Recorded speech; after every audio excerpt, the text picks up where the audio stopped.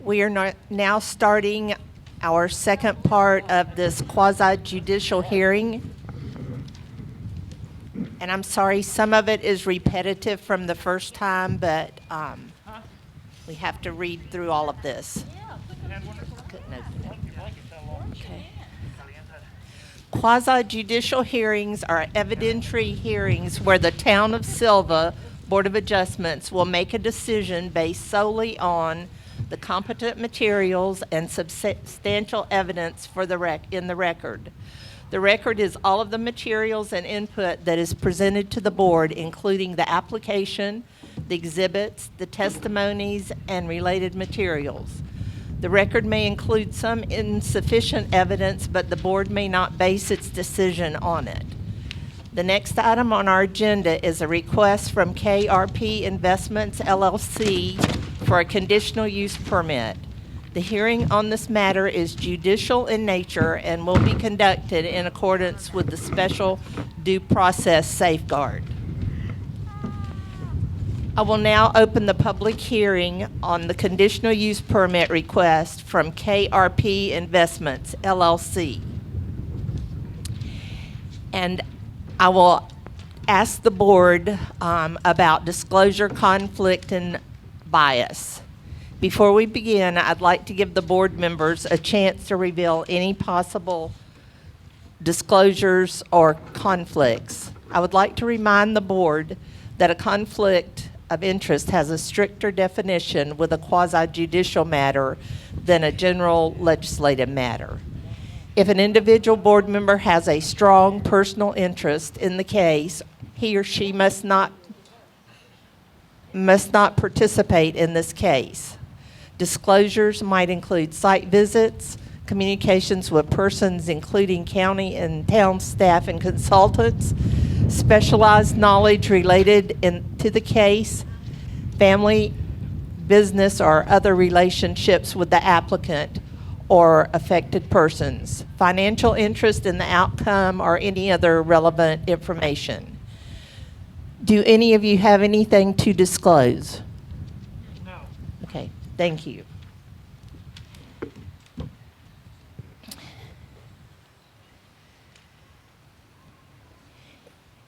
Is there anyone here, and I do have a list of any parties other than the staff and the applicant who want to be party in this action? And I have a list of people that wish to be in this. Let me read that. I can find it.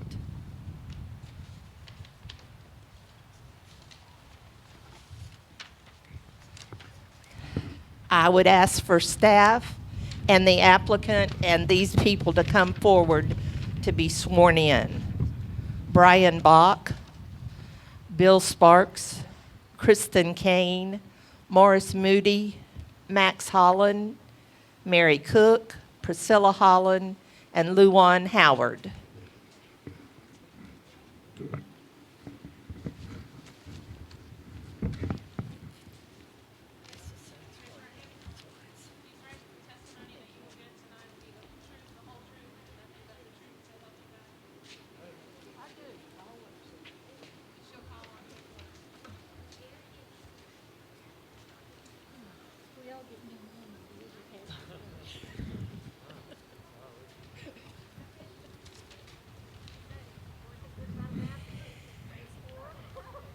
And now that the witnesses have been sworn in, I would like to explain the proceedings.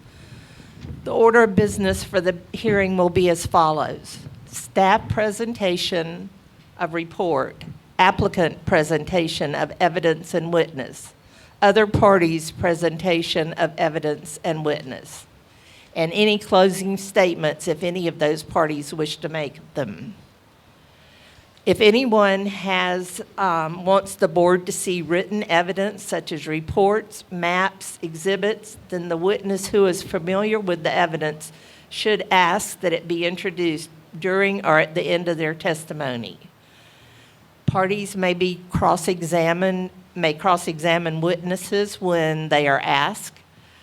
Before you begin your testimony, please identify yourself for the record. We will begin with staff presentation of report. The evidence for exhibits will be the application and supporting documents. Now, I will ask the planning staff to come forward.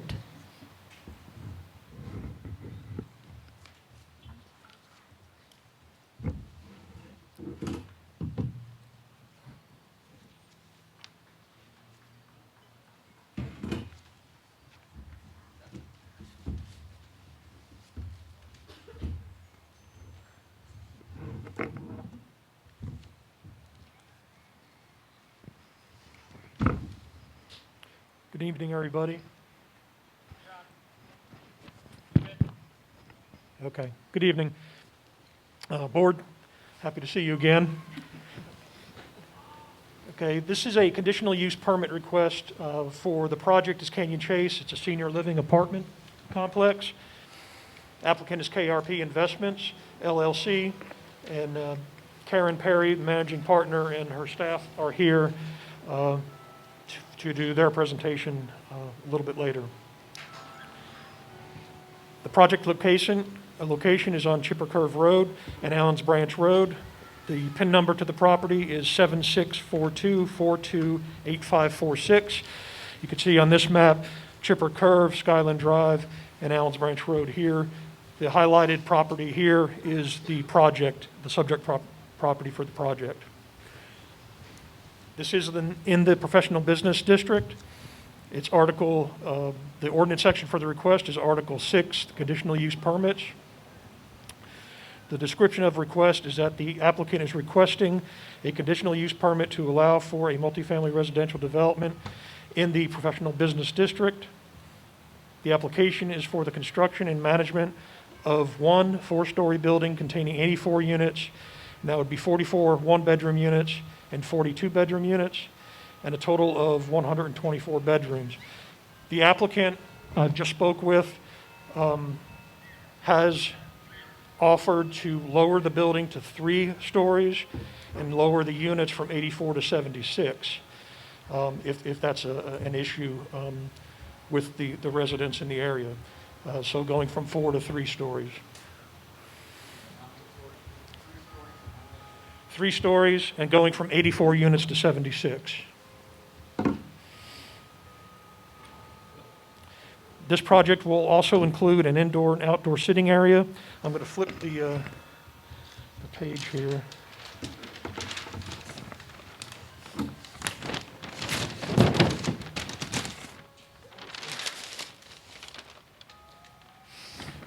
So this is the site plan, Allens Branch Road, Chipper Curve, and Skyland Drive here.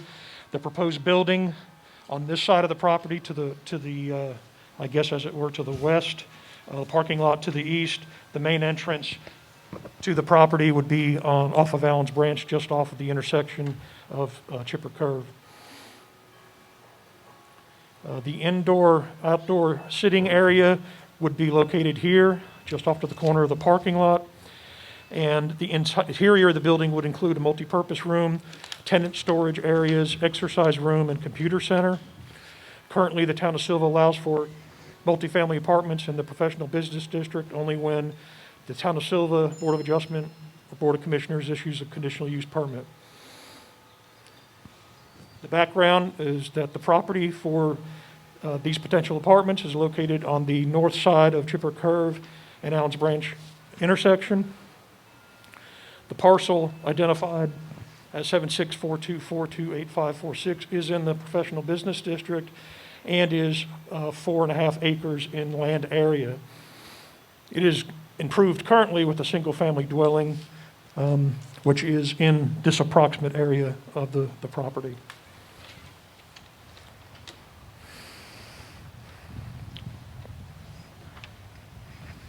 The area in front of the property is designed to be open space, and which would be the service and park area.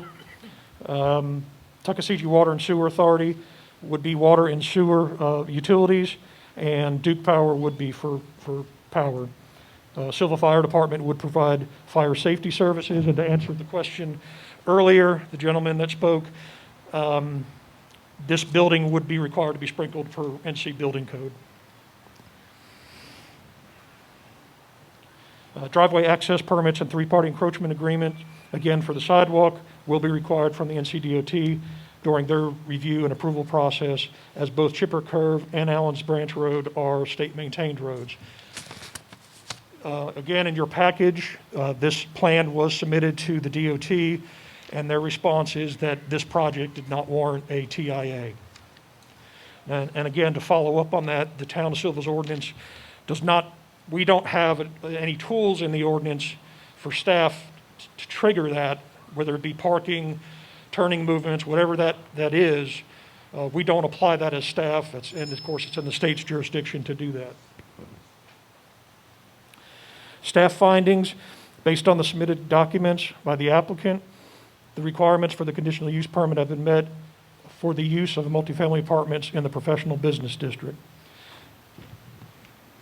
So again, the process is to review the site plan, call for the public hearing, and then the Board of Adjustment shall review the 4 tenants prior to issuing the conditional use permit. I'll jump ahead to the required public purpose for assigning conditions to conditional use permit, and that's section 38-153 of the ordinance. Traffic safety, congestion, and visibility. Due to the nature of this residential facility, which would be senior living, normal travel trips are assumed to include transit, visitor, and employee trips, and travel by residents. Therefore, local traffic congestion should not be expected during peak hours because of the nature of what the housing is. Parking consistent with section 3877, and that is that parking stalls required for this project would be 126, and the submitted plan complies with that ordinance standard. Number 3, adequate vegetative and structural buffers between residential uses and all other uses, and that the landscape plan showing the proposed buffering will be required at the time of permit approval and will meet the landscape buffering requirements for the Town of Sylva's ordinance. Number 4, that adequate space for traffic ingress and egress. The proposed driveway access on the submitted concept plan appears to meet the standards set forth in Appendix A of the Town of Sylva zoning ordinance. Full compliance with these standards will be reviewed on the final site construction plans prior to zoning permit issuance. Again, the driveway here is what the town would regulate, not anything out on Allen's Branch Road. So there are standards for the parking and the driveway alley in the ordinance. Number 5, adequate stormwater drainage. Stormwater drainage and erosion control measures will meet the standards set forth in Appendix E, which is the stormwater standards of the ordinance. Full compliance with these standards will be reviewed on the final site construction plans prior to permit issuance. To answer the question earlier, the gentleman spoke. The Town of Sylva's ordinance for stormwater is pretty stout. It would have to be managed on site and not released. The velocity is slowed down. The time of intensity is slowed down before it's released into the state system. Number 6, adequate landscaping along all public roads. Landscape plan showing the proposed landscaping will be required at the time of final site construction plan review and prior to permit approval, and that's the zoning permit approval. All landscaping and buffering shall meet the minimum standards per the Town of Sylva zoning ordinance. Number 7, signs consistent with Article 4, and any signs erected shall be in accordance with the Town of Sylva's sign regulations.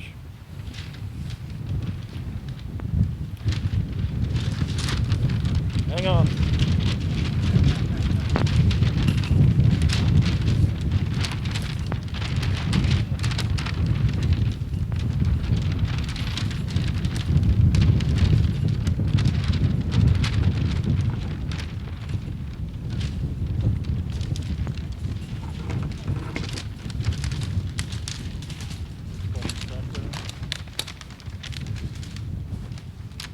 Thank you.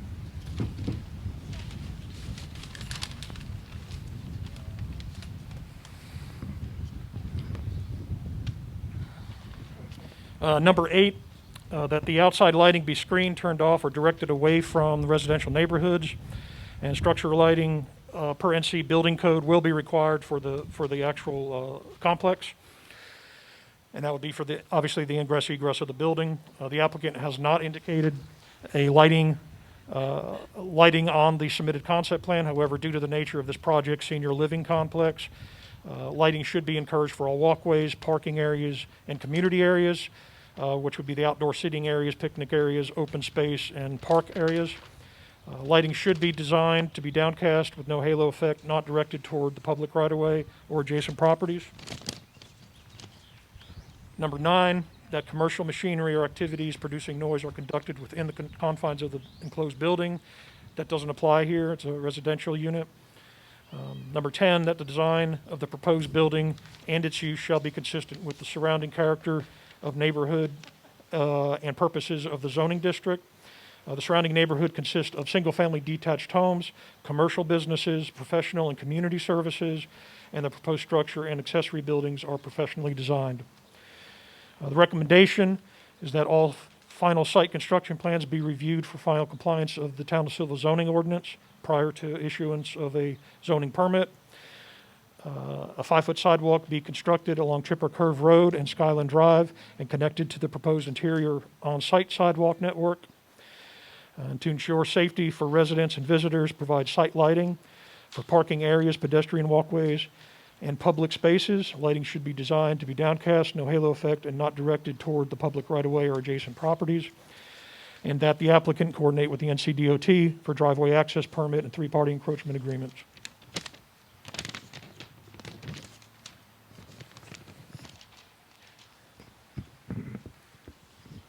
Thank you, John.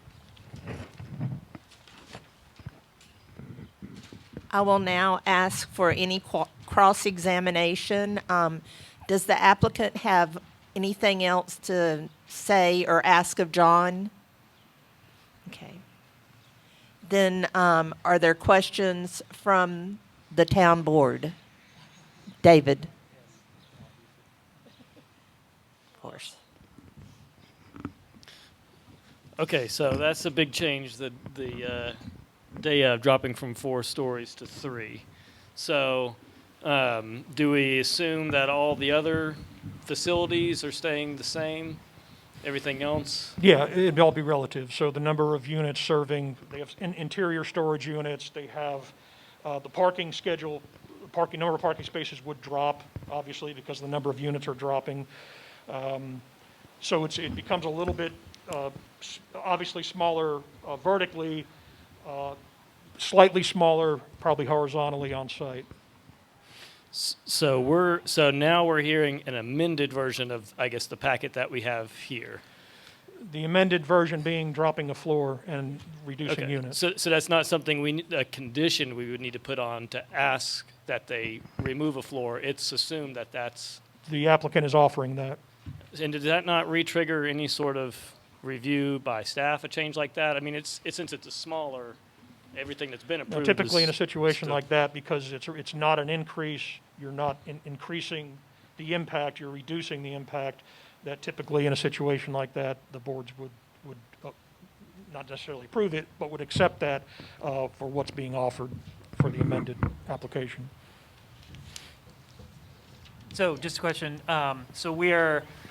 This is the proposal now. There aren't 2 proposals. There's not a 4-story proposal and a 3-story proposal. Tonight will be really only talking about a 3-story proposal, correct? We're not going to have to vote on 2 different. My conversation, yes. Yeah. We had, as you know, you've got a great housing need here. Should I be at the microphone? Yes, ma'am. There is a huge, huge housing need as done by many studies in the area. So we are, with North Carolina Housing Finance Agency, the maximum we can do and submit for unit count is 84. So what we were trying to do is meet community need and maximize our effort and impact to meet the housing needs of the community. That being said, we are part of the community. We want to be part of the community. So if the 4-story is a big stumbling block, what we said, listening to some of the comments and concerns voiced earlier, is that if that's the problem, in order to get an opportunity to get housing, we will drop a story, which then loses 12 unit. How many? 8. Yeah, from 84 down to 76. But we could do that in a 3-story footprint. And if that meets council's needs and satisfies the community, then we certainly want to be a part of that, because we're here to provide need and resolution. Does that answer the question? Yeah, I guess the question, the question is just that we're just talking about a 3-story proposal now. We're not talking about a 4-story, and so we've. Correct, Okay. and we can make that be one of the conditions. Okay. If So that's, that- yeah, if that, because I guess for what that's here is submitted the 84 units. If you're like, no, we can't do it, there's, to satisfy the community, we will go with 3 stories, 76 units, then that could be part of your process, and then we will comply with that. Thank you. You're welcome, thank you. We still have questions for John. Anyone else have a question? Mary? I'm wondering why the road is chosen on Allen's Branch as opposed to the entrance on Skyland Drive. Well, of course, that would be the applicant answering that. We wouldn't, obviously, it's not our jurisdiction for the town because they're state-maintained roads. And it really wouldn't matter because the state is going to want to put that driveway access where they feel it is most appropriate. My name is Craig Stone with Winfield Properties, Jamestown, North Carolina, with the applicant. At this point, it's proposed. We certainly have to go through a process where we'll have permitting review, those kind of things. At this point, we felt like once it's reviewed, they would prefer there with the distance to the next road, those types of things. And so it could end up being that they require a change to that. But at this point, it's our assumption based on historical reference that they probably would require the access where it is.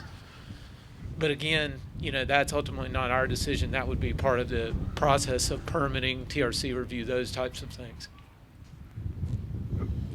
I have one more question. Okay, Mary.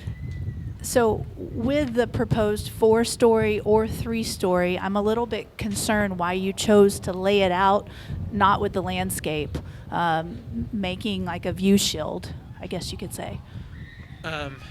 We are proposing, listening to the community, a 3-story development and a reduction in units, and assume that would be a condition of moving forward tonight. The landscaping we proposed, we're the developer, we're also the builder, we're also the managing agent from a long-term standpoint, long-term representation, view out of the site, those kind of things for the folks that we serve, and felt that the landscape buffering, those types of things, would be more, attractive long-term to them.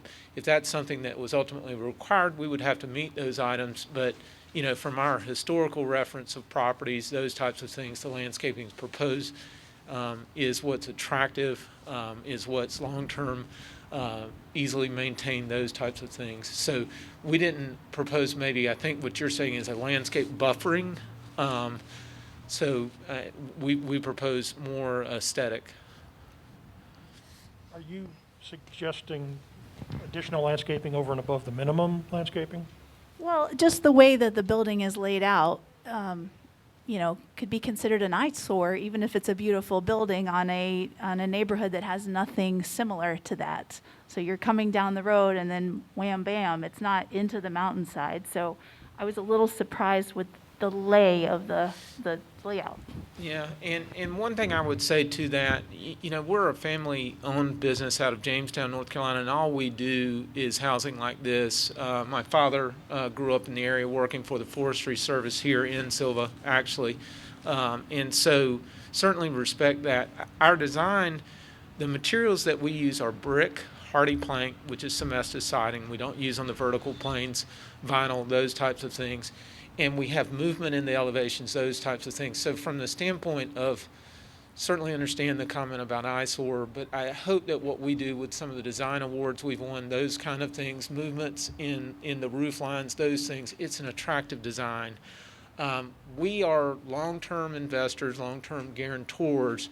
We're not going to want to do something that doesn't look at year 5, at year 10, at year 15, at year 20 attractive and a part of the community. We use earth tones on the paint, colors, those kind of things, and so hope that all of those things come together to make an attractive product. Did you entertain any other locations?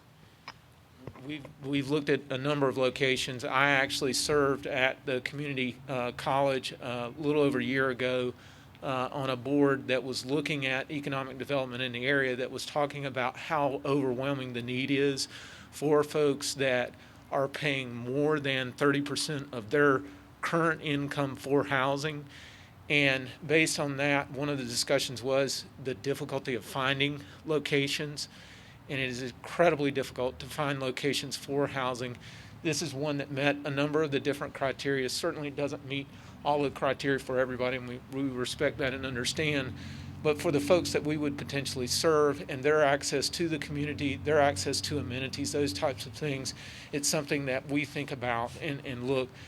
We've looked at a number of locations. We've looked at a number of sites, and there just wasn't one that met all of the criteria for the financing, for the folks we'd serve, those kind of things. One last question. I won't hog this. I'm curious about on the loan that would be funding this project, should it go through, there's a 1 in 4 chance, I believe. Is there a percentage that says how many senior living would be in this building? It's 55 and older, so it's a senior project. So Entirely. Yeah. Now, we do a lot with DHHS, which is Handicap Association, and so we work with them, and so we have a certain percentage of handicap units, those kind of things. You potentially could have someone that is younger than 55 years and old, but they would be fully qualified as far as handicap, ADA access, and those kind of things. But this is a targeted community that the minimum requirement age is 55, unless there is some type of federal standard related to ADA compliance. Is that all your questions, Mary? I actually have one more. You but did the say you would go applicant- down. Okay, and you did say you would go down to a 3 unit. Is that kind of your final offer? A 3-story? Is that kind of your final offer? To go from 4-story to 3-story and reduce the units and to be able to economically afford the property is a pretty big step. But at the same time, we've heard some of the concerns about the height, those kind of things, and wanted to offer that up as a condition. And the applicant has a chance as soon as we finish with the staff reporting. So if you have more questions for the applicant, let's save them till that time. Did you have? Okay. I have a question about the archaeological site, and this is outside of the scope, really, of the Board of Adjustments, and probably outside of your scope, John, but what triggers this archaeological review, and is it going to get triggered by this development to ensure that? Not by the ordinance. What's that? Not by the ordinance. So staff has no trigger in any of the town's ordinance that we would stop and say, you need to talk to so-and-so or a certain agency with jurisdiction. There's nothing that we would do to do that. So Can I ask, it looks like do you want to say something about that? Well, one thing I would offer up is that we will be required, based on funding, to obtain a phase 1, and generally those types of things are triggered in what we do to go out. I did read, I think, some information that was sent in concerning this, and I'm not sure what the overlap is. I'm also not sure what the particular judicial kind of overlay of requirement to this, but I do know that we are required to do a phase 1, and in a phase 1, things like that are contemplated in most cases. So that would be contemplated at the state level, that would trigger something in. Well, to be real honest, I'm not quite sure what would trigger the potential of this, and I did read the report, and I'm not sure that the location was exactly considered where the mound was and what was going on, but I do know that we have, as a requirement of funding to obtain a phase one, the phase one generally documents and goes through items of historical significance for the site, those kind of things. And so those questions would likely be asked at that point. Thank you. So do you see any need, if we wanted to ensure that process was followed, do we even have the authority to make that a condition that it gets submitted for an archaeological Well, review? it's part of the unnecessary? state permitting process. Okay, so that will get triggered at the state level. Okay. Any, excuse me. If I may, I'm Brian Burgess, and I'm an archaeologist with the Tribal Historic Preservation Office. And so, Thank you. Thanks to Dr. Steer for locating that former mound site. It's a great interest to us. This landform is most likely intact, and there probably are archaeological resources. The difference between the state archaeology office and the tribal is we mostly get involved if there's federal funding or federal tax credits or anything like that, or EPA, Army Corps permits for drainage, things that are a federal sort of hook that pulls our office in. As far as what triggers the state office, I can't speak to that. But, according to this being more of an exploratory for just the permit to proceed, it doesn't trigger anything. But if there is, if it were to proceed and there's federal funding of any kind, that would bring the tribal review in to oversee to make sure that the phase one is done, and based on those findings, how to proceed from there.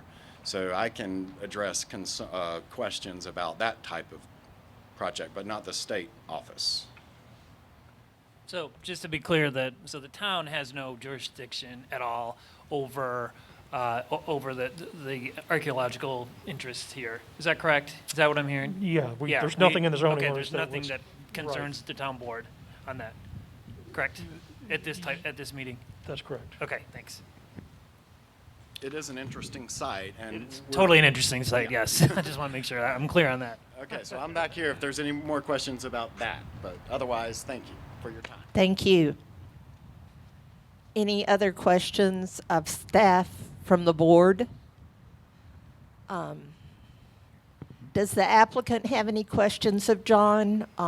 Okay. I'll just add real quick, Mayor, that the applicant has been in contact and has had conversations with Jackson County Transit, and the intent is to make that a transit stop because it's the nature of the housing being senior living. Oh, and I'm sorry, I do have a question. So just the history of the professional business district, this has been zoned professional business for some time? Yes, it has.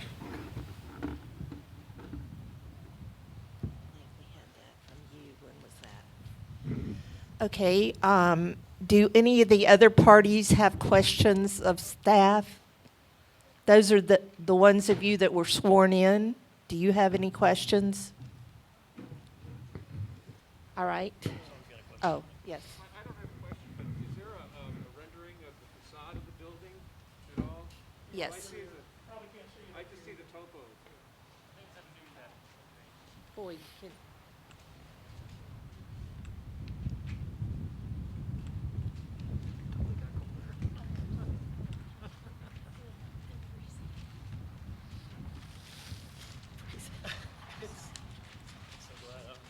Sure.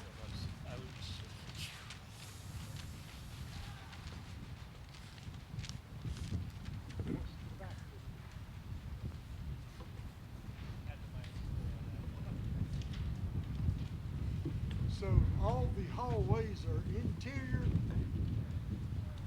Is that correct?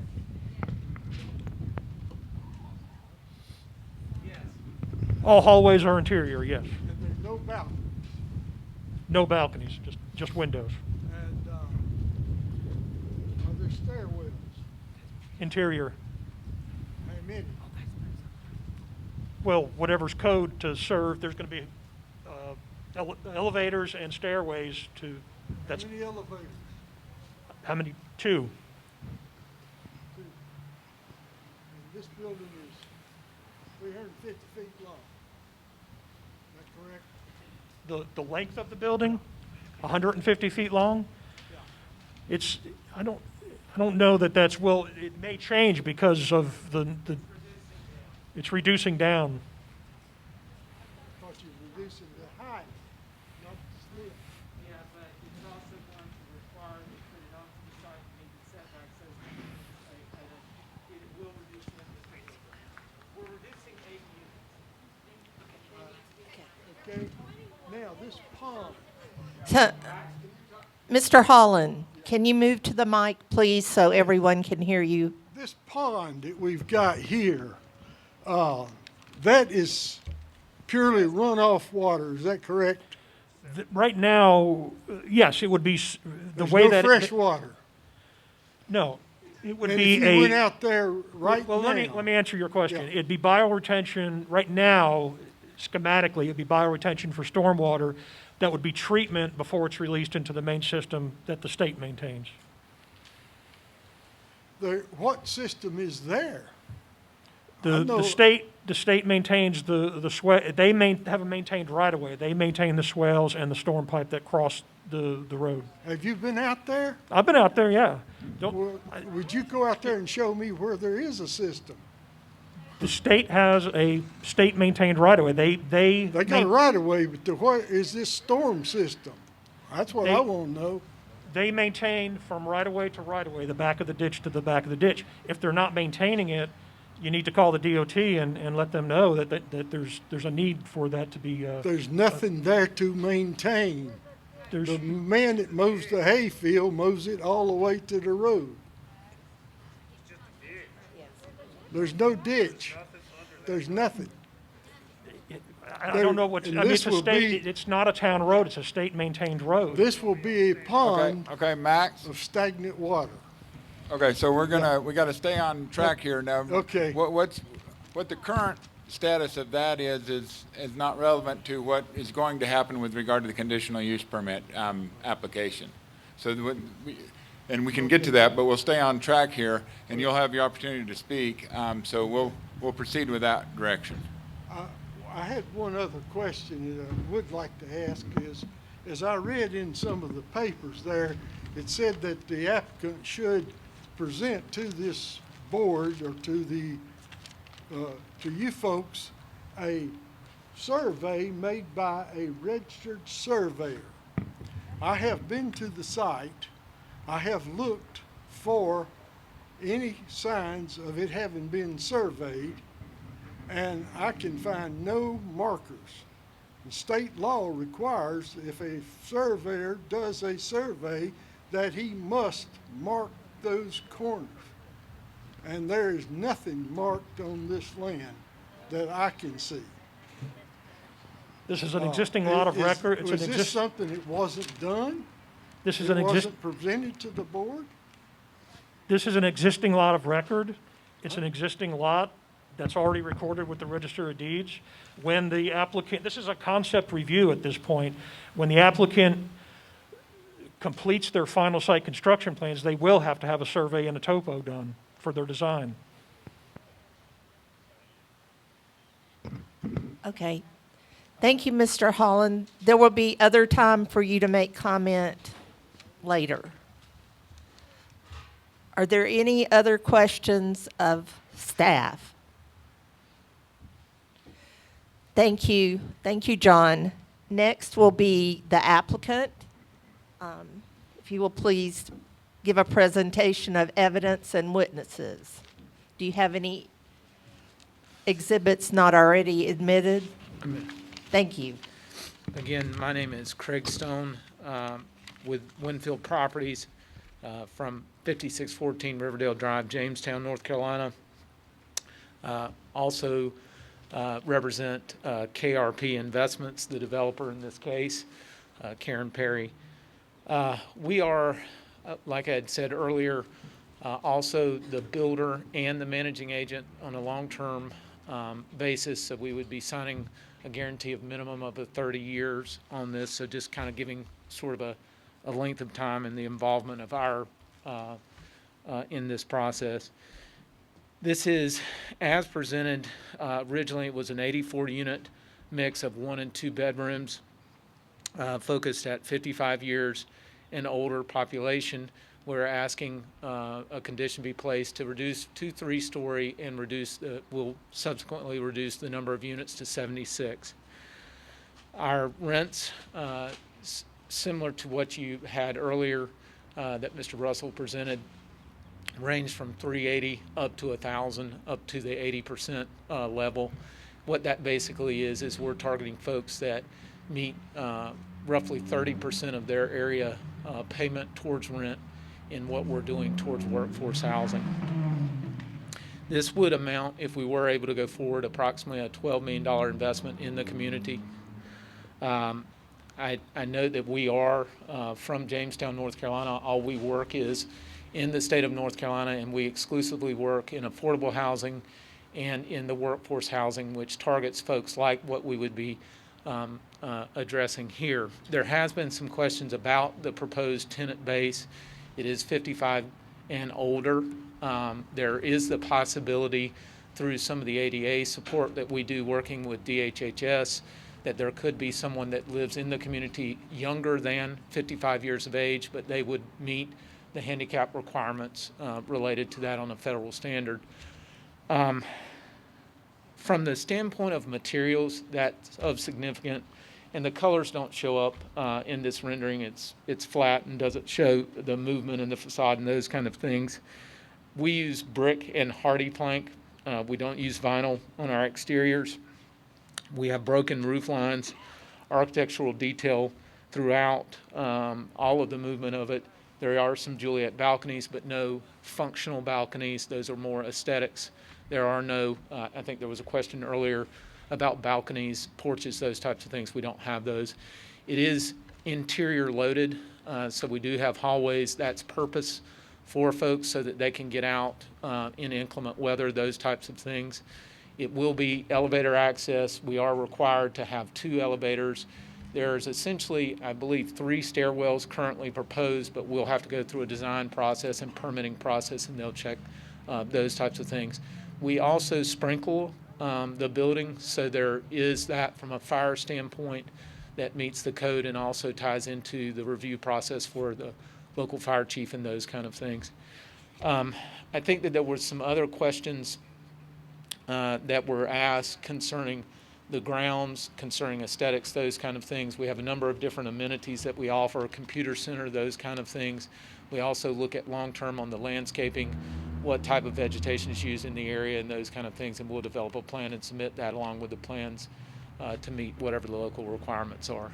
I know that there are a number of folks here tonight. We'd like to present ourselves to answer any questions for them, for the board, and I offer at this point, if there are any additional questions, please let us know what those are so we can help and answer. Thank you.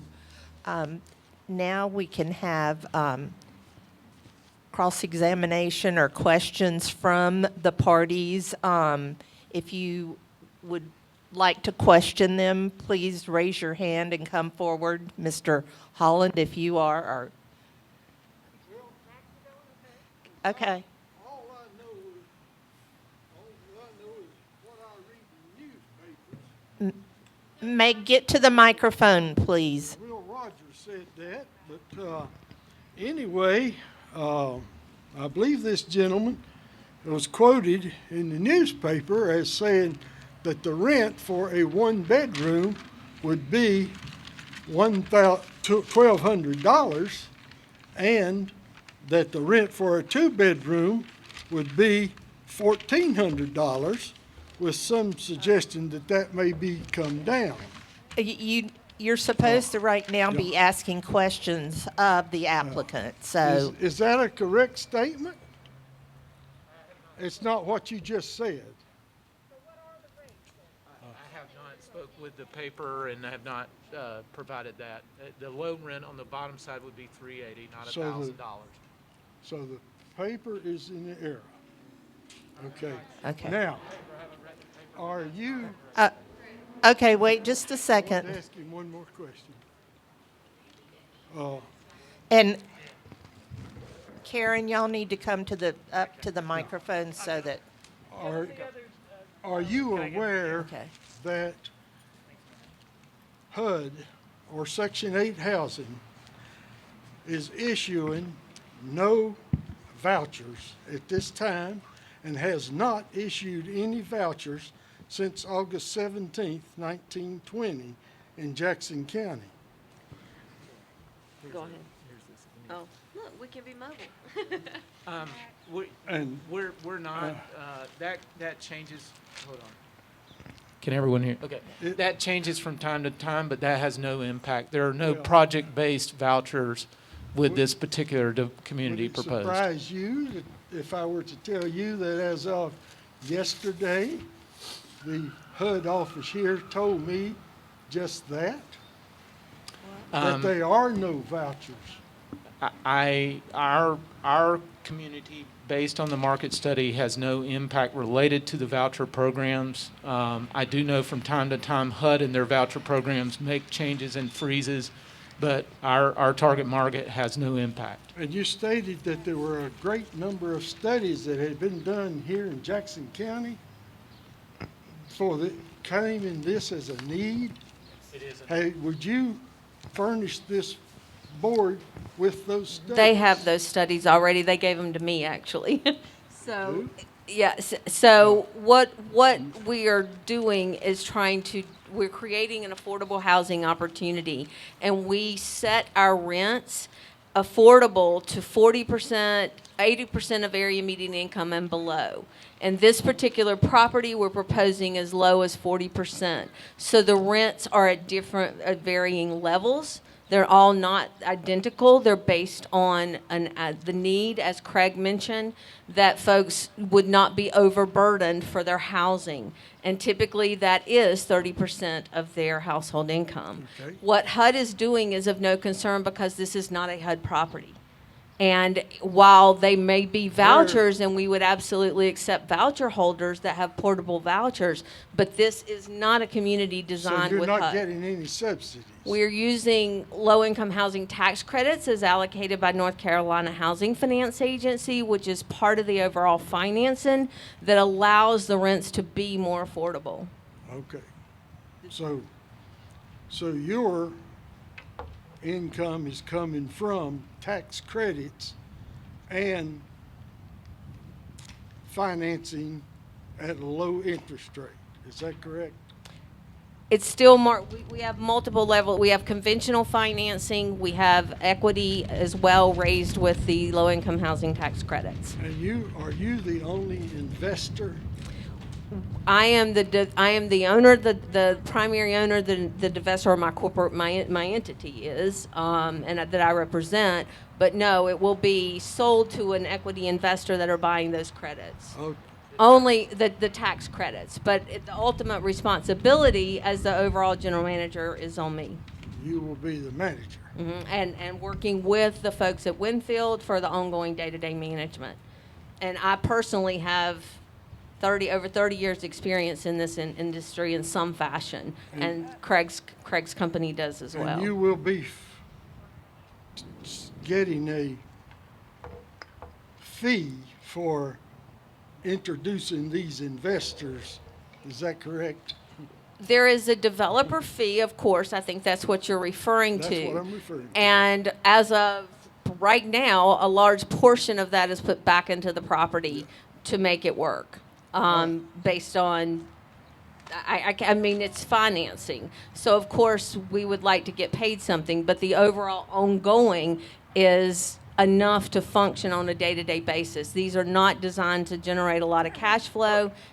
And one thing, part of the fee is also because of the long-term guarantee. There's a 30-year guarantee, and because you have a guarantee, there is inducement against that as a fee. Okay. Now, if you have not enough people, 55 and older or handicapped, to rent these 76 units, would you then rent them to someone else There's a with children? There's a LURA that would be registered with the community, with the property. We would not be allowed to. Land use restriction agreement. would not be able to rent to anybody but that. And there's a third-party market study that was commissioned by the North Carolina Housing Finance Agency, not us, that has already shown that there is more than enough need to support it. We wouldn't want to build it or be associated if we didn't have a understanding and an overall confidence that there was the people here to. Would that requirement end upon the amortization of the loan? It's a 30-year land use restriction. So you would not be able to do it for 30 years? That's correct. And in all likelihood, it would be re-syndicated at some term towards the end of that loan as well for another, if appropriate at that time, additional time. All we do is affordable housing, so we would probably seek to maintain it into the restrictions Oh, yes. I, permanently, yeah. well, I understand exactly what you are doing. So, thank you. Thank you. Thank you. I know with the reduction from 4 stories to 3 stories, there must be a Excuse commensurate. me, can Oh, you I'm get to the sorry. microphone With the- and state your name? Oh, my name is Bill Sparks. I live on Magnolia Street. So with the decrease in the height of the building from 4 to 3, what's the number of parking spaces decreased? It would be one of the. 1.5 times 76, I don't know what the math Okay, is, all but right. it Would was that 84 units at 1.5, I think was 126. So if somebody's got a calculator, we would be required per the local ordinance to meet that requirement. And then my second question is, with the 55 and older market that you're looking at, are there going to be families involved? Because I know people 55 and older take care of their grandkids that live there permanently, and there are bicycles, plastic toys, they end up in the creek. And who enforces that? So as managing agent, we would, in most cases, one thing that I always point out to folks, it's much more difficult to go through the process of application for our particular housing than, say, what single family and maybe a next door neighbor at a single family development, because the requirements are to get a loan, so to speak. For us, you've got quite a bit of background checks, those types of things to be able to qualify. And because the tax credits are involved, you've got a question about who are the applicants and what do they, how do they qualify for the units. You would not have other family members that would be approved, that would be in the development. Thank you.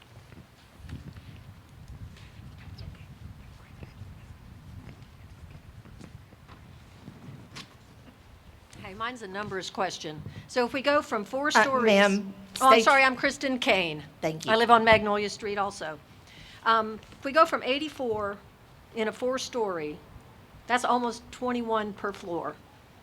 And you're taking off the whole floor, but we're only losing 8 units.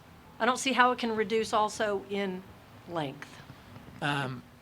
We're going to need to make a couple of different adjustments to the building because you've also got common areas, those kind of things.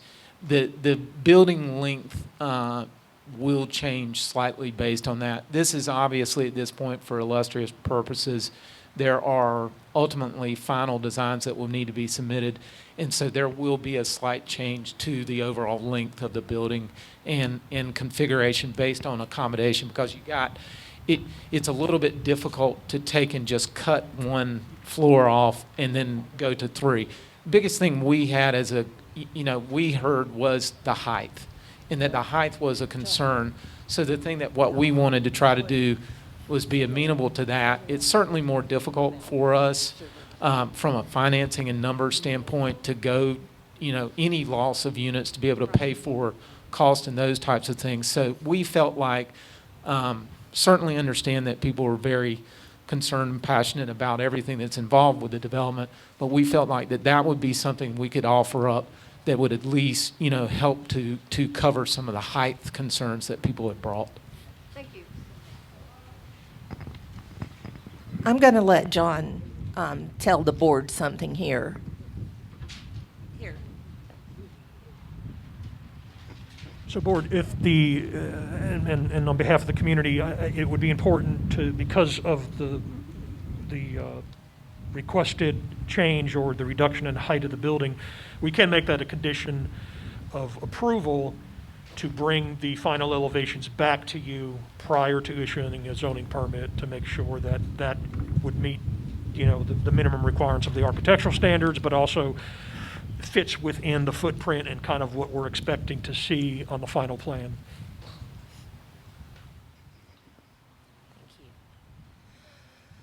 Are there other parties that wish to ask questions of the applicant?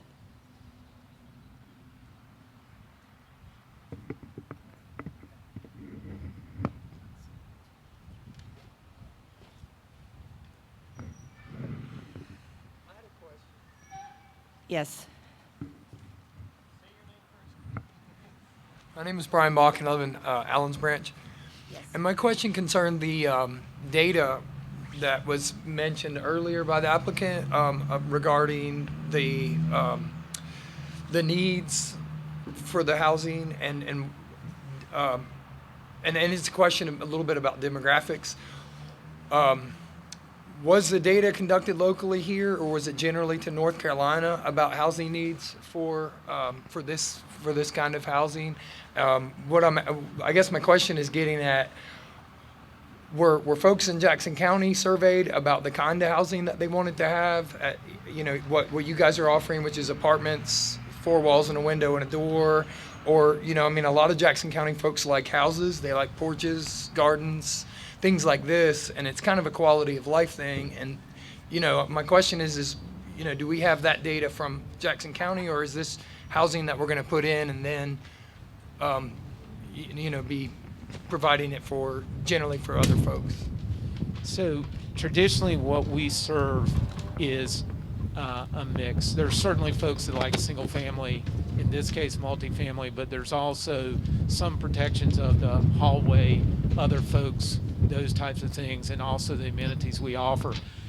The market study that we're required, and actually one of the ones that's in current process, designates a PMA, primary market area, in the area and shows need based on that area.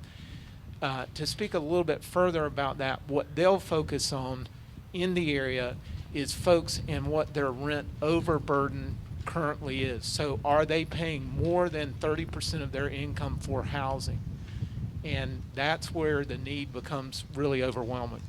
I served at a panel over at the community college that talked about the need, talked about the overall economic development, some of the things that were going on, and the need at that time was a couple hundred units, way more than we could produce. And that's not that everybody chooses multifamily. Some folks choose single family. It's part of a total housing sort of a need and address that the program and the community does. Okay, thank you. Can I ask another question? Clarifying question? I guess it's for the board too. This is a big project that's going to make big changes in our town, and a concern that some of the neighbors and I have is that will this project change the character of our community in ways? You've mentioned 30 years. Their commitment is 30 years. And, I want to point out that this building will be here a long time, and probably longer than 30. And so, will it represent demographic changes that we're willing to, to bring to our town? And then those are to be potentially large changes and long-lasting changes. From our standpoint, one thing I will say, we're a family business. We've been in business for 50 years, and we work only in affordable and workforce housing, only in North Carolina. And so we have projects that were built in the early 70s all the way up to recently. We have about 15 communities under some form of construction right now. Part of when we look at a community is the need, and then the overall development patterns of the community, those types of things. I grew up in Jamestown, North Carolina, a small town. It's having a difficulty of replacing jobs, lost from furniture, agricultural, those types of things. It's part of long-term what are we as North Carolina citizens doing, what are our communities doing, those types of things. We're an economic component where we meet needs on affordability for folks, for housing. One thing that I've not brought up, we do meet Energy Star requirements as well. And there's not, I mean, think about right now what offering the community has for folks that are 55 years and older, that are new quality housing that meets Energy Star, those kind of things. And that's also a component of this that is a big impact. Okay. Thank you. Thank you. Do we have any more questions from the group of you that are interested in this? If there are no further questions, then we will move to the other party's presentation of evidence and witness. This will be the parties directly adjacent to the properties under review or residents in the neighboring vicinities. And I have the list of you who wish to speak. And Brian, you're first on the list if you have some more, if you would like to speak against this project.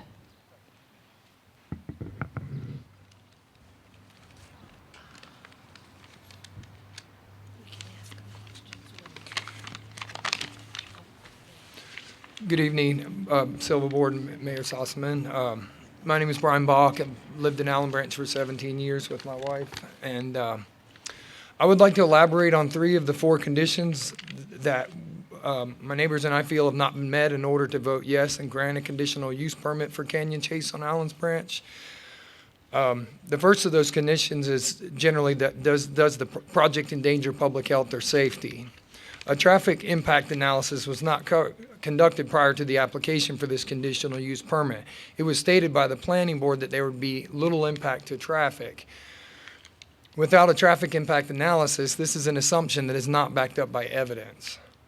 The board assumes that individuals 55 or older do not drive as much as those younger than 55. Only the individual applying for tenancy must be 55 or older. This means that there will be other tenants residing in this complex who will be younger than 55 and will be driving plenty.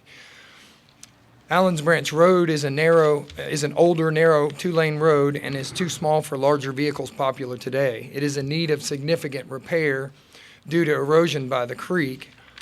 It's also in the vicinity of a dangerous intersection, Skyland, Chipper Curve, and Allen's Branch. Lacking this traffic impact analysis, this permit should not be considered until these repairs and upgrades have been completed. An additional concern has also been raised regarding the impact of this high-density housing complex on demands for increased law enforcement and EMS services. The Sylva Police Force currently has a need for 2 more officers. An analysis for this type of impact should be conducted prior to granting this permit. Secondly, does this permit meet all required conditions and specifications? And it's been observation that it does not. This proposal is for a residential planned use development, or RPUD, which is not listed under conditional uses for professional business district property, which is what the 701 Skyland Drive site is presently zoned at in question. If a specific use is not listed, then that use cannot be considered.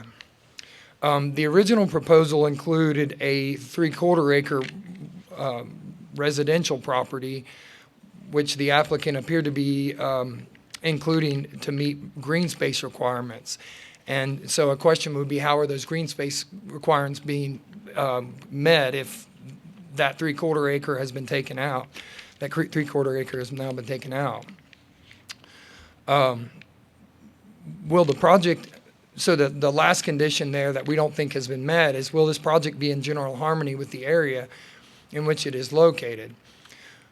This proposed building will be one of the biggest in Sylva and will be totally out of harmony with our neighborhood of single housing, single family and 2-story houses.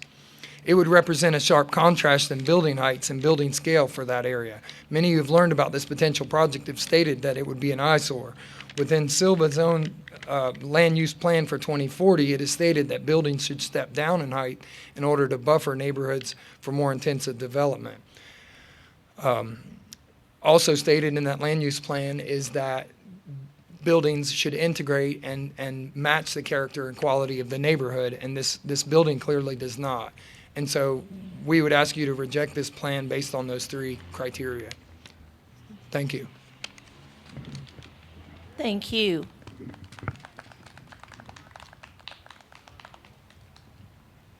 Next on my list, I have Bill Sparks.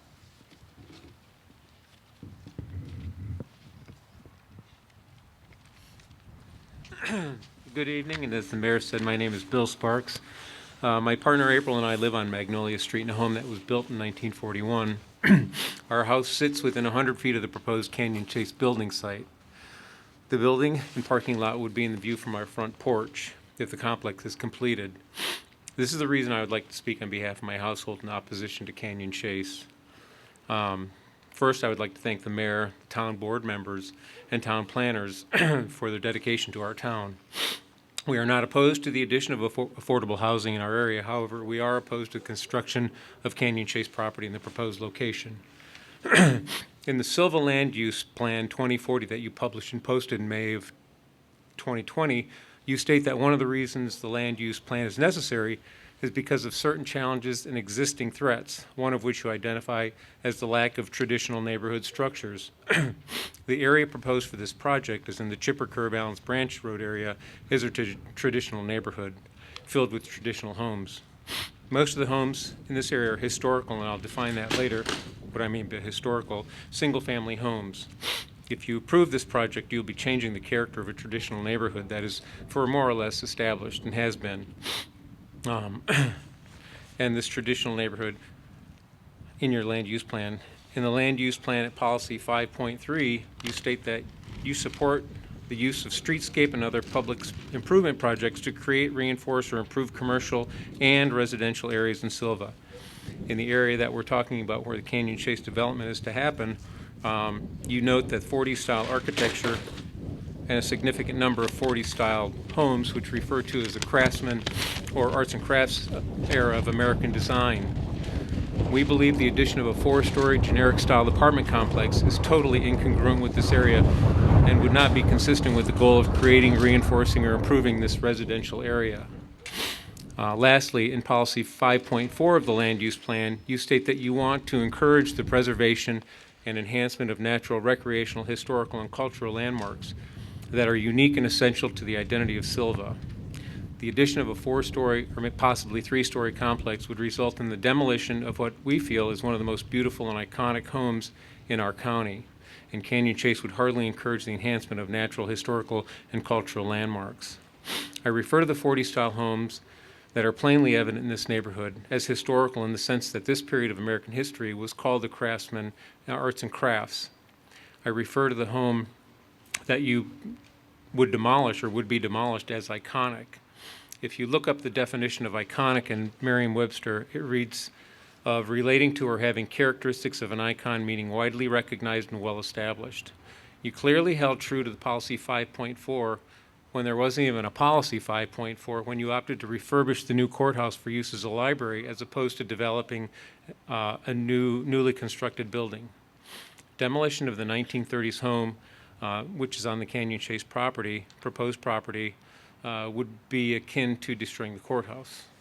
Thank you for your time. Thank you.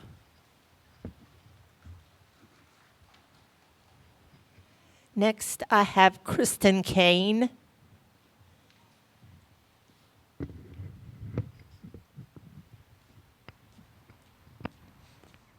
Hi, my name is Kristen Kane, and my family moved to Jackson County in 1976. I've been a resident of Sylva for over 22 years. First, I want to say thank you to the mayor, the commissioners, and other town employees for the time and effort you put into planning and caring for the town of Sylva. It's a beautiful town. And we're all here today freezing because we want it to remain that way. We understand that our neighborhood will continue to develop and would welcome seniors as neighbors. But the proposed 4-story or even 3-story apartment project on Skyland Drive, Allen's Branch Road, does not fit with our neighborhood or the development plan approved by the town of Sylva just last year. I live in a 1930s 2-story craftsman-style bungalow directly across from the proposed site in a neighborhood of similar homes. This new building, and only this building, will be my view from my front porch. If it's only 3-story, I might get some sky. So right now, I see a field, mostly single-family homes, some scattered businesses, and mountains. So I'm both aesthetically and practically opposed to the project. In Sylva's land use plan, just approved in May 2020, our neighborhood was identified as an infill neighborhood, which it defined as areas of existing low to medium density, 2 to 12 units per acre, single-family residential uses. So just last year, that was the plan for our neighborhood, not a multi-story apartment complex. Even in the discussion of the development of the 107 corridor, it indicates that building heights should step down in height in order to buffer neighborhoods from more intensive development. The proposed development conflicts with both policy 4.2, ensure that the density, intensity of development will be compatible with the general characteristics of the surrounding area in which the development is located, and policy 5.2, guide development to achieve appropriate transitions between different types of land uses and different levels of densities to ensure that new development is compatible with existing areas. The conditional use permit application indicates that in order for the zoning board to grant and issue the permit, they must find that the location and character of the proposed use will be in harmony with the area in which it is to be located and in general conformity with the development of the town and its environs. The proposed project is not in harmony with our neighborhood. There must be a better alternative. Please look elsewhere, KRP Investments and Town of Sylva. Thank you for listening. Thank you. Next on my list is Morris Moody.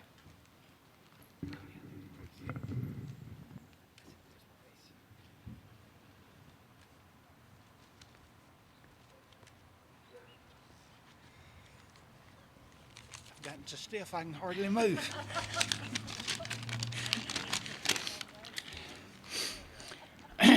I've got a couple of things I want you to consider. The house on this property is unique for this area and has been a landmark for years. When removed, landmarks, when you remove a landmark, the town runs the risk of becoming anywhere USA. And I think all of us like for a town to be unique. The project is a poor fit for our neighborhood. We live in single family area, and a 4-story or a 3-story apartment house would be an eyesore, resulting in a less desirable neighborhood for families, thus hurting property values. This project is not in harmony with our area. Thank you for your consideration. Thank you. Next is Max Holland.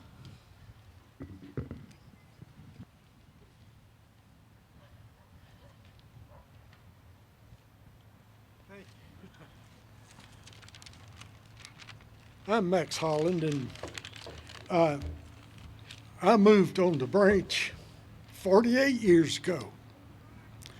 And at the time, I was a renter. Now, my wife and I own 5 residential single-family homes or units. The Moody's own 6 single-family residential units. So we do have some skin in the game. As you go out Skyland Drive, and you get about the Oyster House, and you look, you see the house that Morris Moody spoke about. This is a house that each of us passed every day saying, boy, I wish I owned that house. It has a tile roof. I know of no other house anywhere Sylva or elsewhere that is built with that kind of construction. And it would be a shame for it to be torn down. Above it, you see the Morris Moody house. It is a beautiful, restored farmhouse and is much older than the 1939 house that is there. And you see all this green field down below it. And these things, it bothers me to think that that would not change the character of the neighborhood or affect the values of the property in that neighborhood. And I've heard a lot about necessity, and there must be people that know a lot more than I do. Because my wife and I, we have some 13, 14, I don't know how many rental properties. And we accept HUD. And we've had seniors. But we've not had an experience of great numbers of seniors asking for us to rent. And it's not a matter of money, because we have the cheapest rentals that there are anywhere around. And speaking of rentals, I went to a unit yesterday. This is the big unit that sits above Walmart. If you're in Walmart's parking lot and look up, you'll see this. It's tremendous in size. It is not 4 stories. And I asked them.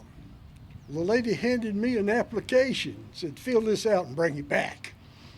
Well, I haven't filled it out yet, but it's tempting. But I asked her, how much would it cost me and my wife for a 2-bedroom unit? $575. That's not subsidized or anything else, not based on rent or income. And if you look, you will see that there are no less than 4 properties in this area that are solely for elderly. And there's 2 more that most likely fit in that same category. Then there are 700 landlords who accept HUD or Section 8, and they do not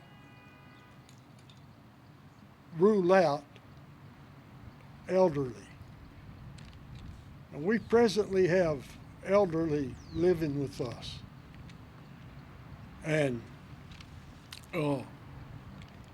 these things, of course, the traffic. I don't know how anyone could go out there and say there's no traffic problem. Even, it's been 25 years or so, but you take a school bus with mirrors on it, and you take a pickup truck with mirrors sticking out, things happen, I know, to me. If you measure Allen Branch Road, you will find from white line to white line, the outside of the white line, which runs right along the edge of the road, is only 16 feet. Measure a school bus. Measure a fire truck. Add West Coast mirrors to them. And you tell me, I see them every day. They cannot pass on Allen Branch Road. Someone has got to put some wheels on the dirt. Allen Branch Road needs to be widened. If it's widened, the telephone poles can't stay within the right-of-way. That is the DOT. They have to be moved. If they are moved, then how is that going to, they'll have a right of way, how's that going to affect the setback line? Where are you going to start the setback line? And the sidewalks to where? I don't know. Where you going to, you can go one end of that property to the other and you're still nowhere. And that little bridge down at the bottom, 2 cars can hardly pass on it. 2 trucks can't. And then that field, it's muddy. I've had to pull people out of that field. If you get off the road, you're in the mud. And this pond that we're talking about, I see that as nothing but stagnant water. And they're talking about treating water. I don't know what you treat. How do you treat water for mosquitoes other than pouring oil in it? So anyway, I appreciate you listening to me, and sometimes it becomes ranting and raving instead of just talking. And I really thought about coming up here and saying amen to the first 3 people that spoke, because I think they laid it out. Thank you. Thank you. Next, I have Mary Cook. Okay. I will skip down to Priscilla Holland, and we'll come back to her.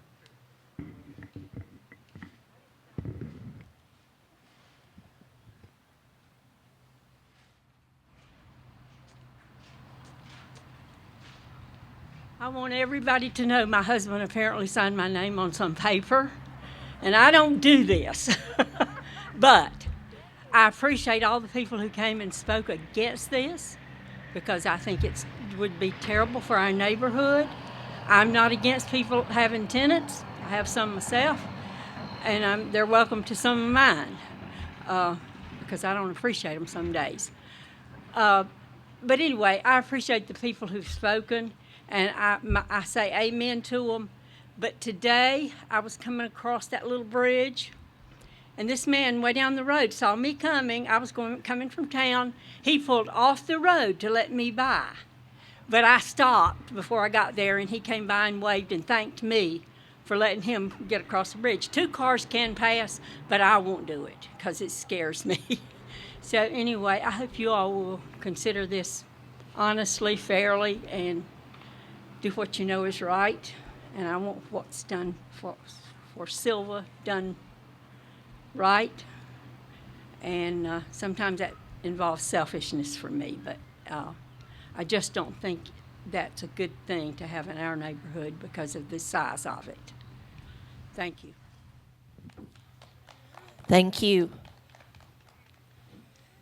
Next, Mary Cook.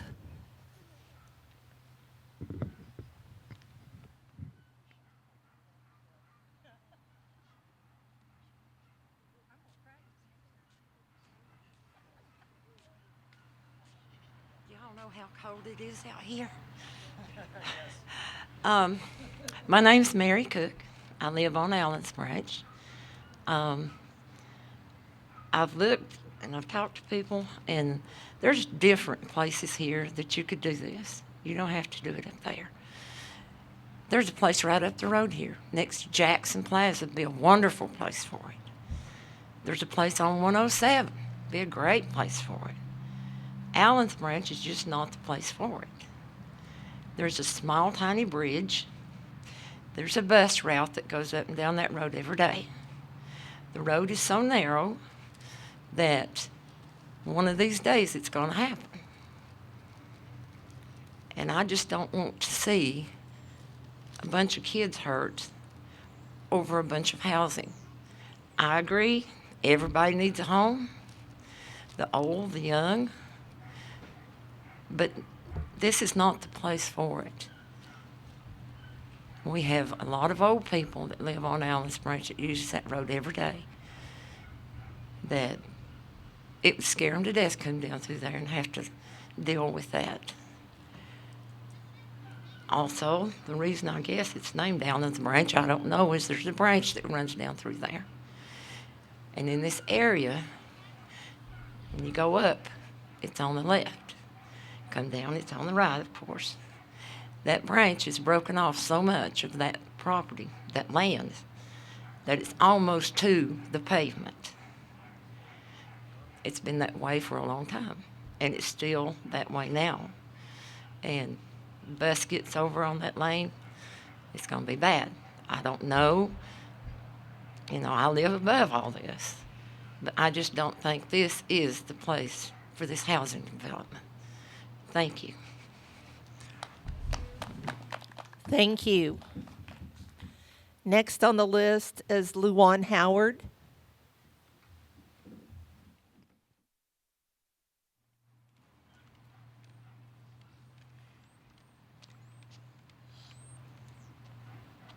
Hi. I'm not an evidentiary witness. I'm just standing here before you representing maybe the 150 people who signed the petition, who were all in pretty much one accord. We all care about elderly people. We have elderly people of our own. We care about people who have needs and can't live in the, in the best situations. We want everyone to have that, and no one would oppose that. We simply oppose it in our community. We believe that there doesn't need to be an either-or situation. We can have housing for needy people and still maintain the beauty and integrity of our community. We have a community that at once was thriving, has seen some decline, but now is on the verge, I believe, of being able to blossom. We have multiple things. We have green space. We have historic homes. We are a part of a community called, sometimes referred to as Moody Bottom, and there we feel that we can attract people to come into that community and grow it. People who want to restore old houses and be a part of a community like this, but a building like this would destroy that potential. And people in this community love that old home. My grandchildren call it the mansion. It's a landmark here. We go by it, and like Mr. Moody said, we all wish we could live there. We dream of living there when we were little. Please don't destroy this home, and please give our community an opportunity to thrive and grow. I know that today, it's a funny thing, I was up at the Roses, and I was mentioning to my hairdresser that, about the building sites that possibly the elderly could go in. And we talked about what a wonderful thing that would be for older people to have a site right there where they could walk down to Roses, and we started having fun thinking about it. This is not even necessarily the best place for elderly people to be located. So, and we know it is not a good place for us. So I implore you, please, please, do not put this in this area. Thank you. Thank you. That concludes the list of other parties that wish to speak. Now I would entertain if the applicant has any questions of those people. Does the town board have any questions of the people who just spoke? Okay. Then we will move on to closing statements. And does the staff have any closing statements? No, I have none. The applicant, Ms. Perry. Thank you. Thank you, council members, and for your time and consideration. Thank you, community, for showing up. And it's change, and it is different. I mentioned part of my career has been certainly with historic preservation, and I have some properties that are old mills, and I love his history and the buildings. This house is absolutely beautiful. The house has been on the market for almost 2 years. We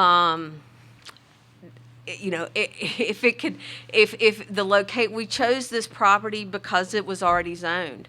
it's a location that scores, that meets all the accessibility to the community amenities for our population of 55 and older that we have chosen to serve. I love that.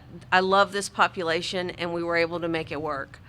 So there's no magic about it other than everything came together for this particular location. You guys have a tough choice. I appreciate that. Change is hard, and it's going to be different. And when you have what is not there and you're going to be something there, takes a moment to get used to. My community, I moved in, I had one grocery store, and I'm near a public park, and now there's 5, and it sometimes takes me 10 minutes to get out of my own community. And sometimes I do go, where did all the people come from? But it's change, and I welcome it and I embrace it because we are meeting a need. And that is the intention here, is to meet the need for the people that are already here.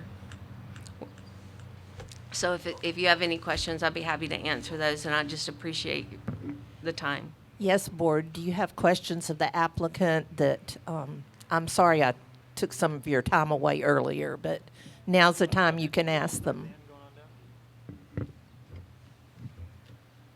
I don't know the outcome of this meeting yet. None of us do.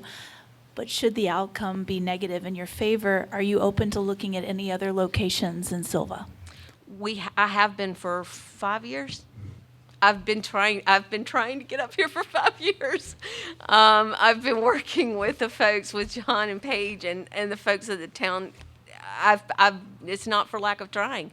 We have been up here. We've been looking. Todd Balcom's over here. I've been working with him as my broker to find land here. It's not for the lack of trying. It's challenging. The mountain land is challenging, and to make it affordable. If I was going to build to market rate, I could set the rents at whatever I wanted. I can't. And so we do have a lot of parameters that this particular site does work. I think it has been 4 or 5 years. 5 years, I think so. Maybe the mountain's telling you to go away. Pardon? Maybe the mountain's telling you to take it on down the road if it's been 5 years. That could be. That's a possibility. They're all on the table. But I want you to know the people are still here that have the need. And the gentleman that was approved unanimously is my competitor. I mean, I know him well and have his family for a long time. He's very similar to us. The property that was mentioned over by Walmart, it's a beautiful property. This group did it. I've seen it as well. It's incredible. And they've been up here for just as long. So it's not just me going away. We are here because of the need. Otherwise, we would not be here.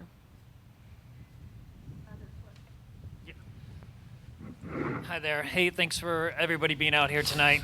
Again, this is how town government works. I appreciate everybody being here.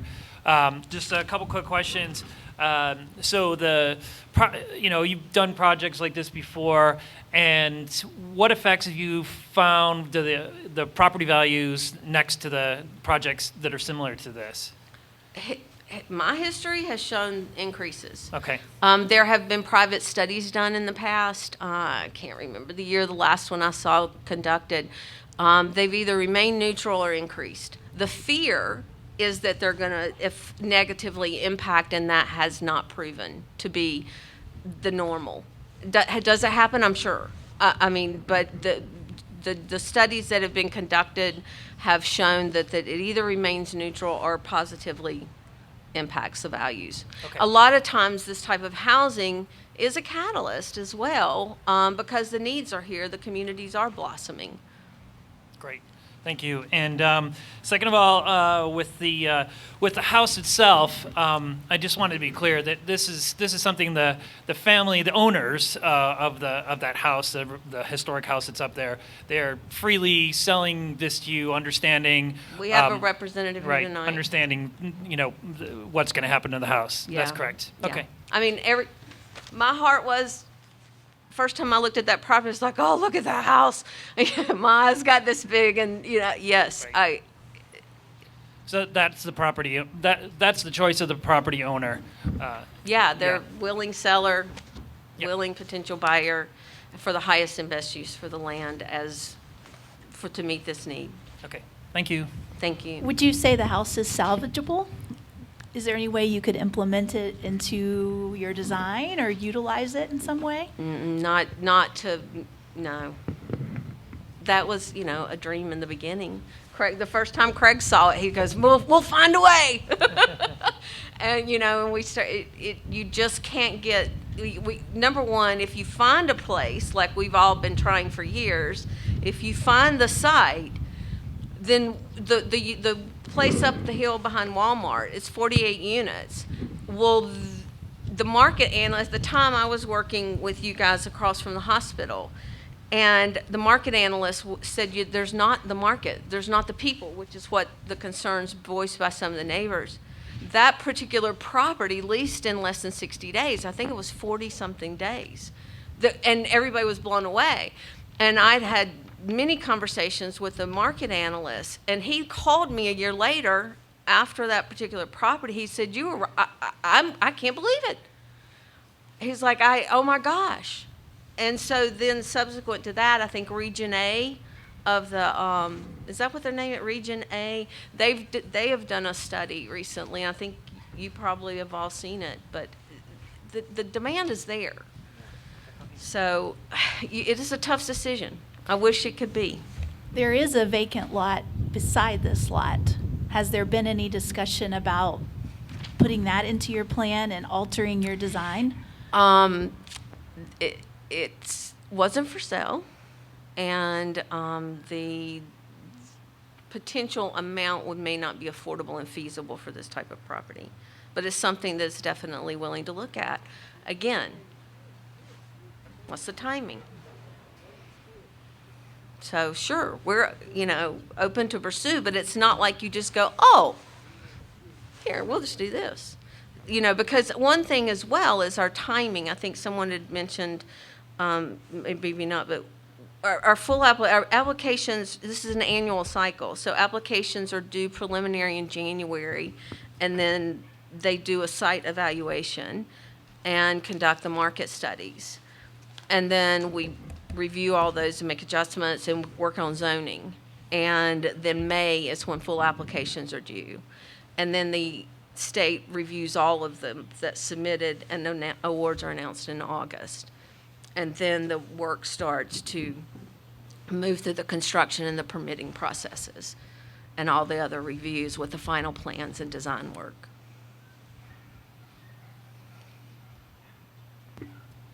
Any other board members have questions? Yes, Barbara. I'd just like to thank everybody for coming out tonight. I know it's very cold. I believe in the voice of the people. I take my responsibility on this board very seriously. Thank you. And I really want to listen to what your opinions are. So thank you again for showing up and voicing your opinion. Do any of the others of you have closing statements you would like to make? Mr. Bach.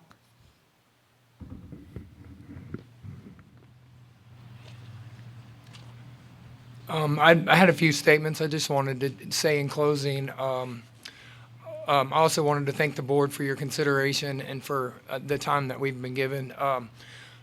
The gentleman board member had a question regarding property values, and I did want to say that some papers that I've read recently, there was a 2000 study from MT Nguyen from the UNC Chapel Hill. And in those, it's a lit review study that talks about property values and looks at the literature. And it's quite a complicated story to compare neighborhoods and housing projects and towns and to say whether this project in this neighborhood and what goes up and what goes down.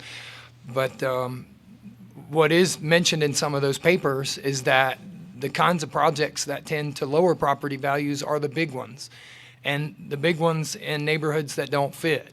And I think that's kind of why this project doesn't fit and should possibly, under your consideration, be rejected because it doesn't fit the character and charm of this neighborhood and this town. And we just feel like it's too big. And in closing, I just want to say that the Sylva is growing. We were recently, Jackson County was recently outed in Forbes is another, yet another national publication to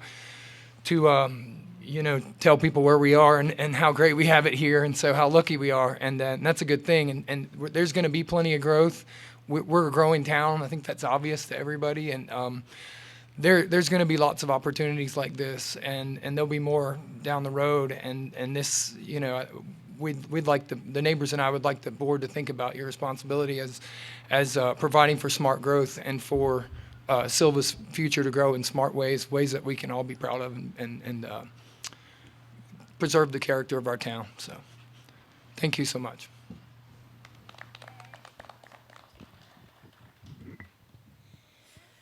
Does the planning staff have any final comments? Okay. Can we ask any questions of the planning staff? Yes. Okay. That's the next on here. Does Okay. the board have any questions for the staff?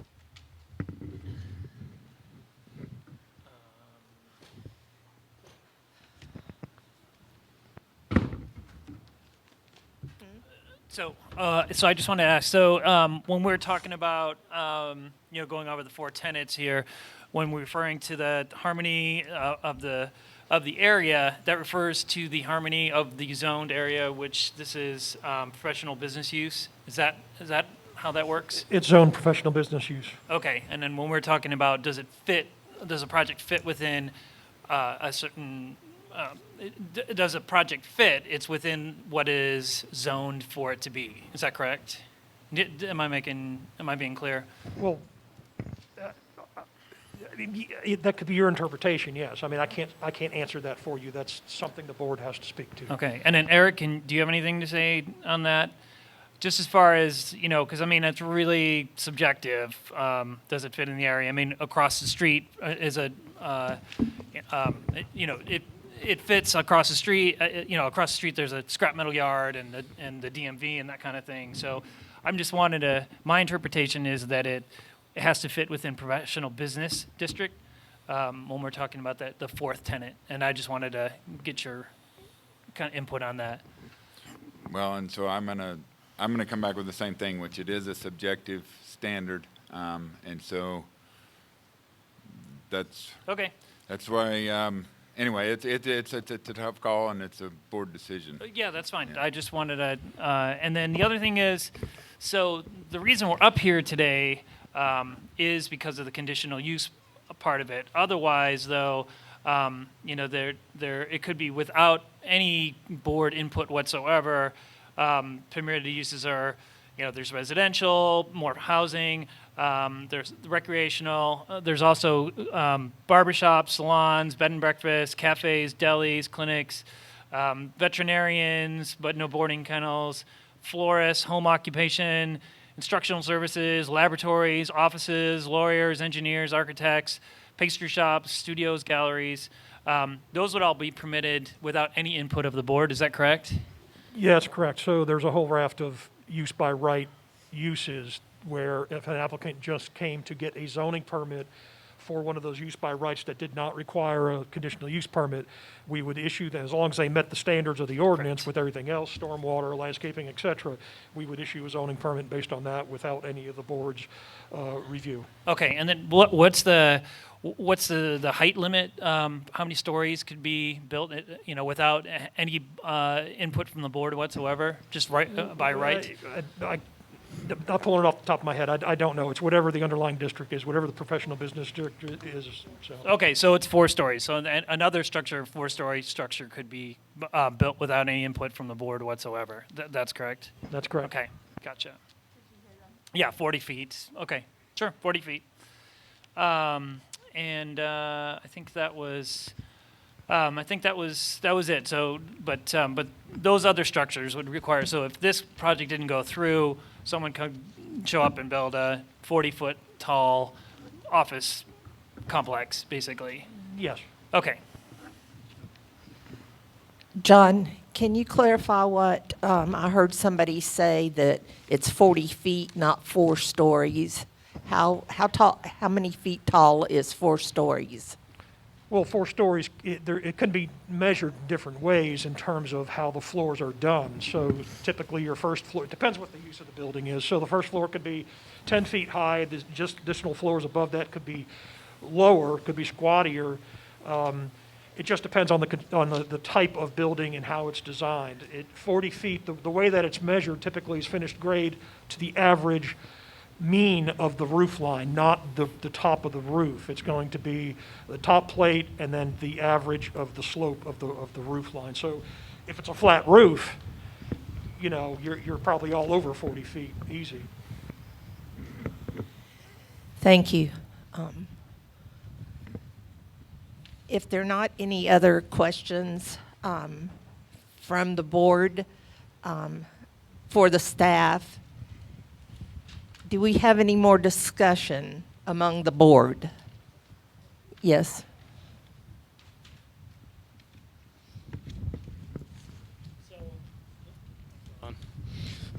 So housing is a critical need in this community, and especially quality and affordable housing that meets our minimum housing standard.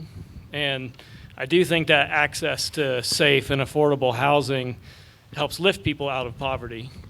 That being said, I think a lot of people here have some very valid concerns, so I do want to address some of those. The issue with Allen's Branch, being too narrow for this traffic. I mean, I agree. I'm not going to say no to a project because, you know, DOT isn't maintaining a road to your standards. But I will say that it's a state road, state maintained road, but it is in city limits, and we do have some say, and we are able to work with DOT to make improvements to that road, and we do have staff and a public works director that is more than willing to do that and can help make the improvements that would be needed, in addition to the whole process where this needs to get approved by DOT, and they look at things like access. And then the sidewalk concern as well. Sorry for the wind here. I'm a little windy, so. So the sidewalk concern, yes, there will be sidewalks all down Skyland Drive, and that is in the works, and it should have been started already, but COVID slowed it down. So these sidewalks will connect, and it will make that area a lot more walkable and walker friendly. And I'll end my comments there. Anybody else? Okay. Excuse me. Are we- Any other, just wait just one Yeah, second. okay. Yeah, Any more discussion? Yeah, I want to discuss. Anyways, I just want to thank you all for being out here, and I echo Dave. You know, it's tough to have a project that comes in and definitely changes the neighborhood. And, you know, but we are in this position where we really do have a need for housing. And I think especially senior housing, it allows folks that have been in the community who might not be able to maintain their single-family dwelling the way they used to move to a place that still keeps them in the community, that they can afford, makes it easier for them. It also does something that, you know, it cycles the housing as well. When someone's able, when an elder gets to the point where they can no longer really stay in their home, they can move to a safe place. That home opens up, a young family can move in, and we're able to create housing that way as well. But I understand definitely, you know, any project, especially an apartment complex, can influence and affect a neighborhood. And I'm sorry, one more last thing, and again, we're up here tonight. This is a project that has been proposed. The reason that we are talking about it as a town board, we're looking at whether or not it is the conditions for the conditional use permit are met, the 4 tenants. That's why we're here. And that's, I think, what we need to really focus on is that those 4 tenants, and that's why we're here. Any other discussion amongst the board?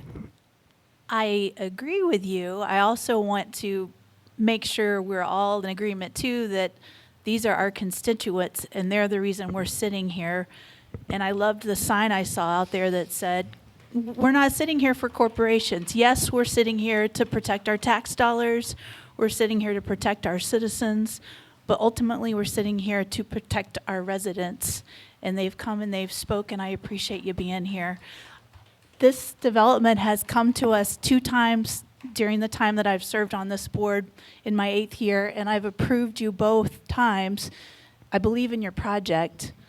I loved your previous location. I understand it fell through for soil reasons, or maybe I'd love to have dinner with you after this meeting and personally drive you around the town that I've lived 42 years in and show you some locations that I think might be good. I'm not a real estate agent, but I have some ideas for you. So I respect you. I love your project, but I also respect my neighbors. That's all.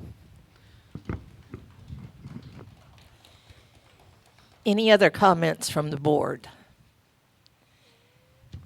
Now, are there any conditions, including those mentioned by the staff, that should be added to this conditional use permit?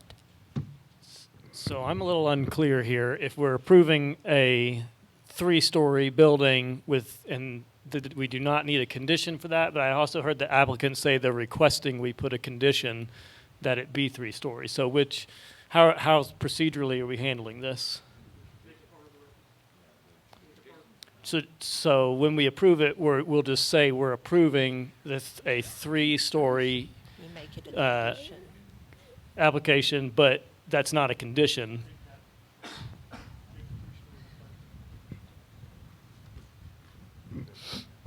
I didn't hear you. They're figuring it out. 3-story option, as part of the record, that you're approving that, and then the conditions that we are recommending, or anything else that the board is doing. Okay, so it's not a condition. Just make it part of the record that the application is for a 3-story. Okay. If you couldn't hear that, what we determined is the application is going to be for a 3-story.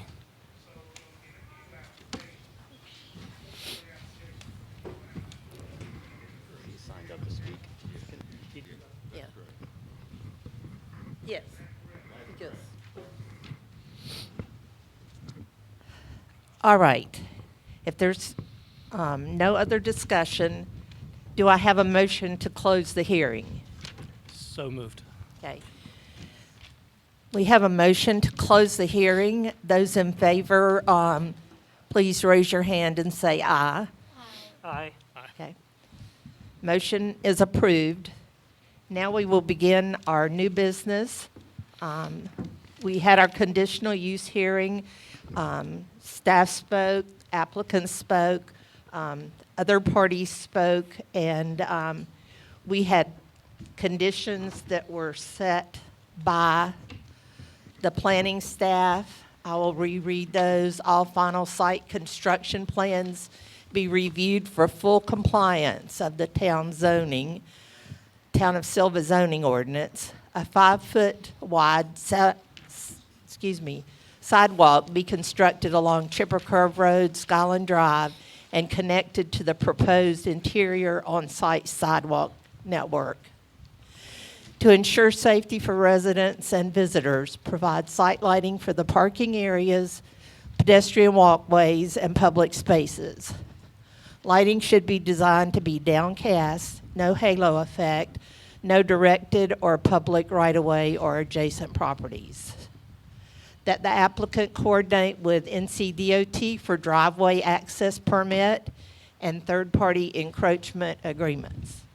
Are there any other conditions that we want to put on this before we vote? Is there a motion for the board to vote on the conditional use permit? I make that motion. Okay. We have a motion. All board members in favor signify by saying aye and raising your hand. Aye. Okay. Okay. That passed 4-0. Thank you. Now our decisions. All the following are tenants that are necessary in granting a conditional use permit. All must be approved for the conditional use permit to pass. The first tenet is the use will not materially endanger the public health or safety if located where proposed and developed according to the plan as submitted and approved. All of those who vote in the affirmative on this, please say yes and raise your hand. Yes. Yes. Okay. So we have 2 yeses, all of those against. We have 2 against. I will break the tie. I will say yes on this first tenet. So the tenet passes 3-2.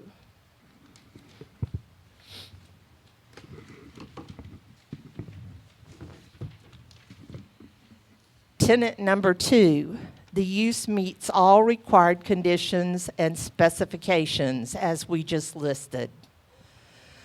All of those that feel this use meets all conditions and specifications, raise your hand and say yes. Yes. Yes. 2, in the affirmative, all those that vote against, say Yes. yeah. Okay. 2 and 2. Okay.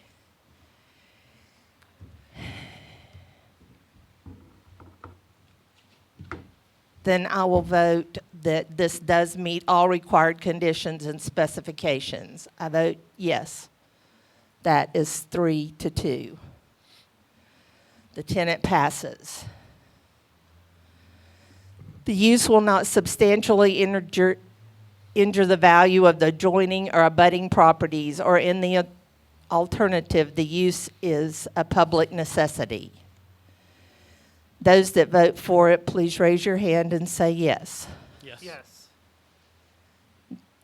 Those that vote against it, raise your hand and say that you, yes, against. Yes, I'm against. 2 affirmatives and 2 against.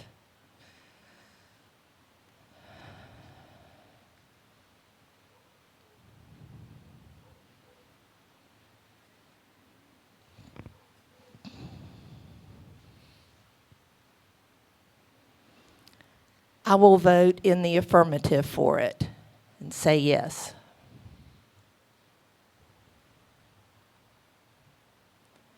The fourth tenet. The location and character of the proposed use will be in harmony with the area in which it is to be located and in general conformity with the development of the town and its environs. Those that vote in the affirmative for this, please raise your hand and say yes. Yes. Yes. Those that vote against, please raise your hand and say against or yes. All right. 2 votes for, 2 votes against.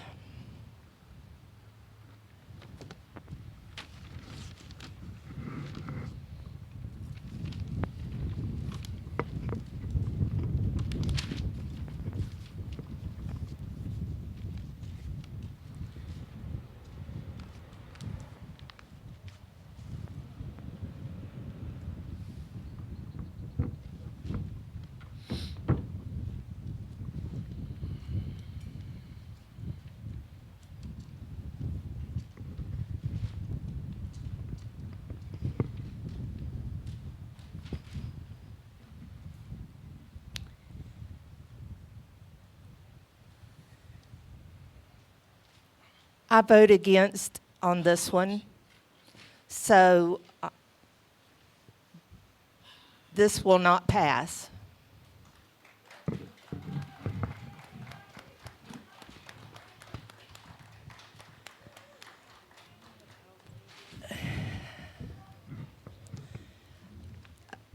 All right, we need a motion. The motion will be to approve the request with the conditions. So will someone please make that motion? Oh, it doesn't go. Never mind.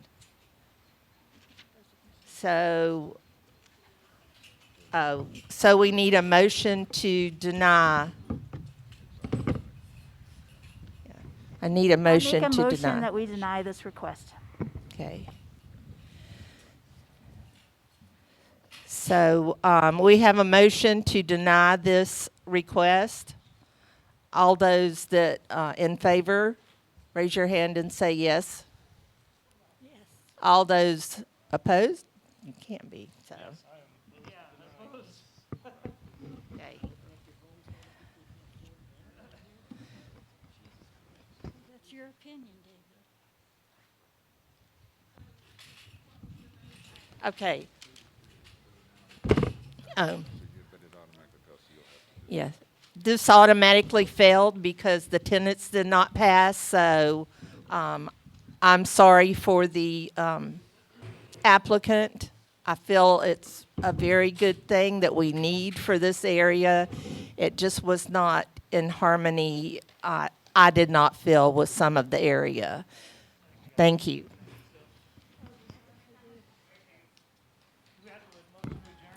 Now we have to adjourn. Okay, I motion to adjourn.